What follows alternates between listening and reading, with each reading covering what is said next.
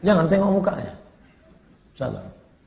Kalau masih ada dendam kesumat tak bisa. Buya Hamka dimasukkan ke dalam penjara.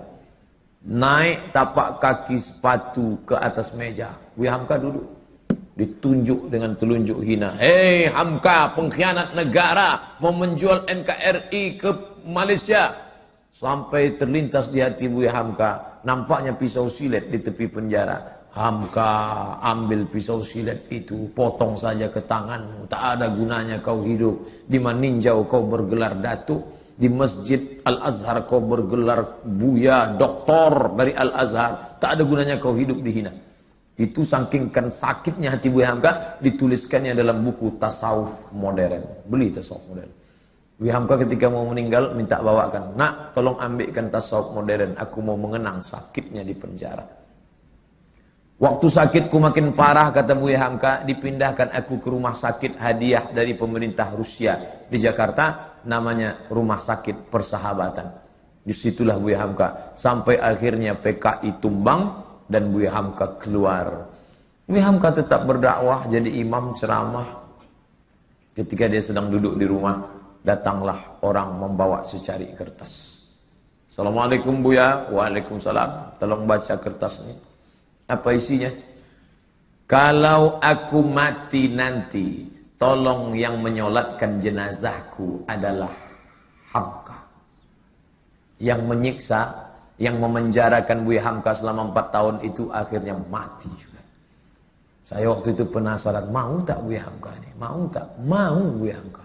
Di situ kesal saya tutup buku itu. Kok mau dia? Kok mau Buya Hamka? Andai saya lah itu disiksa orang saya, lalu datang utusannya, andai aku mati, tolong yang mengimamiku Ustadz Abdul Somad, cari Ustadz Abu. Aku tak mau, sampai mati takkan kusolatkan. Barulah saya sadar betapa lembutnya hati Buya Hamka, lunak Buya Hamka. Dia tak pernah di Al-Azhar, sekalipun dia tak pernah Azhar, tapi Al-Azhar memanggil dia, memberi dia gelar doktor. Tak pernah kuliah di Azhar.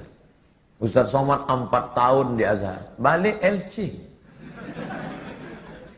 Sadar diri, aku tak selevel. Hamka luar biasa. Difitnah, bersebar info seluruh Indonesia bahwa Hamka plagiator. Novelnya itu katanya diambil dari Al-Manfaluti, sastrawan Mesir. Ditulis di harian Lekra, PKI punya. Siapa yang memfitnah dia? Pramudia Anantatur, Pram. Buya tak melawan, diam. Akhirnya isu itu hilang, PKI jatuh, NKRI tetap tegak berdiri, dan tak lama sesudah itu datang perempuan bermata sipit dengan suaminya mu'alaq, mau masuk Islam. Assalamualaikum. Waalaikumsalam. Kamu siapa? Nama saya. Enggak. Dia mau masuk Islam. Kata Buya, kamu ini siapa? Saya disuruh ayah saya kemari Buya. Untuk apa? Supaya suami saya ini calon masuk Islam, belajar Islam sama Buya. Nama ayah kamu siapa? Pramudia Anantatur.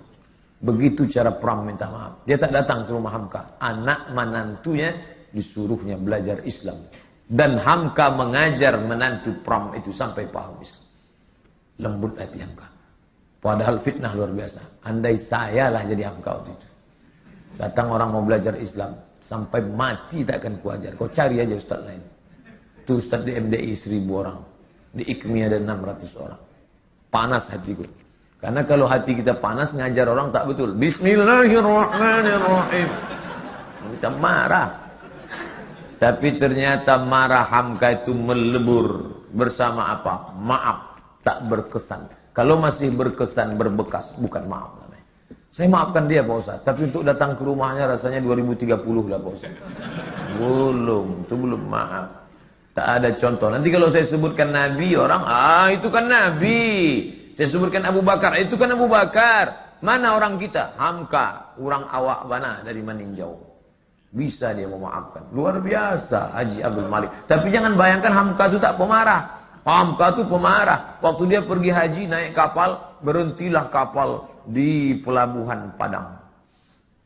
Sampai di pelabuhan, mau sholat, ada pegawai kapal melarang sholat. Mau ngadu mereka ke Buya. Buya, ya ini ada pegawai kapal melarang sholat berjamaah. Katanya tak ada sholat berjamaah di kapal, sholat aja di kamar masing-masing. Oh, bangkit Buya Hamka. Mana orangnya? Ini amak ang kurang aja, apa ang kurang aja, datuk nenek ang kurang aja. Itu asli, tak saya robah bahasanya.